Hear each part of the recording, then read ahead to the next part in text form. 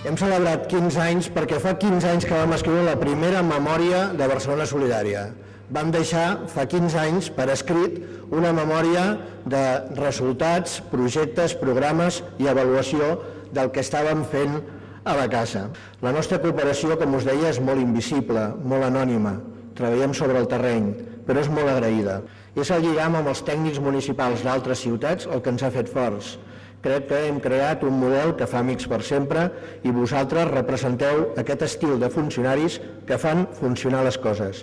Hem après que la cooperació és bilateral i per molt que aneu a ensenyar o a portar, a transmetre, ho feu amb un tarannà que va omplint les vostres maletes per la tornada i quan torneu sou més rics. Hem fet entendre que no som dònors, no ens agrada gens. Tenim un model d'ONG, una organització molt governamental, que combinant actuacions directes d'Ajuntament a Ajuntament amb el treball amb les ONGs crea un model de cooperació pròpia.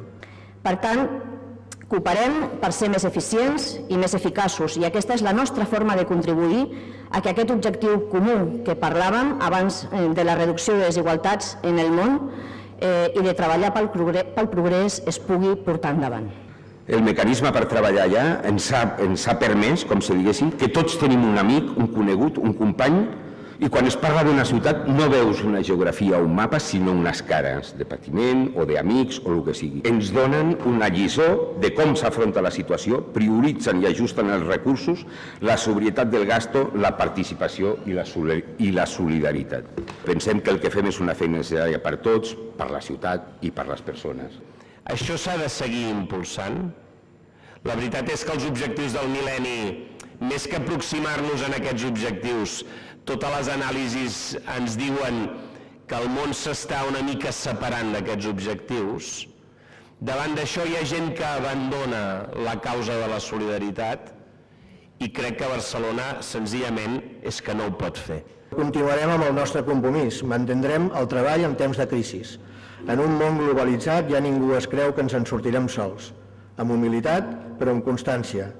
Sabem, com us deia en el mail, que som un gra de sorra o com li va dir l'alcalde Hereu al president de Moçambic la setmana passada, hi ha molts problemes i nosaltres només som una gota d'aigua.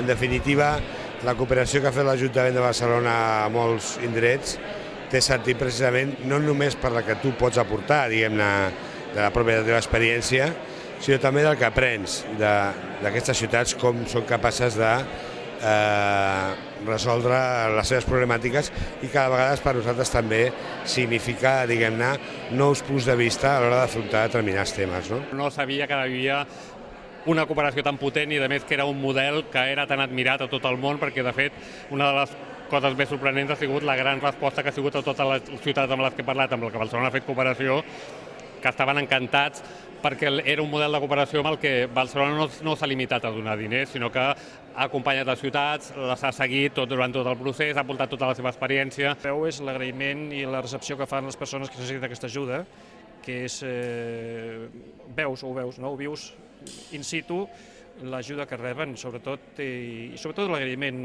veure els nens ruandesos que estaven tan fumuts, doncs rebre el menjar que se'ls feia i la nutrició que rebien és molt gratificant, molt, molt.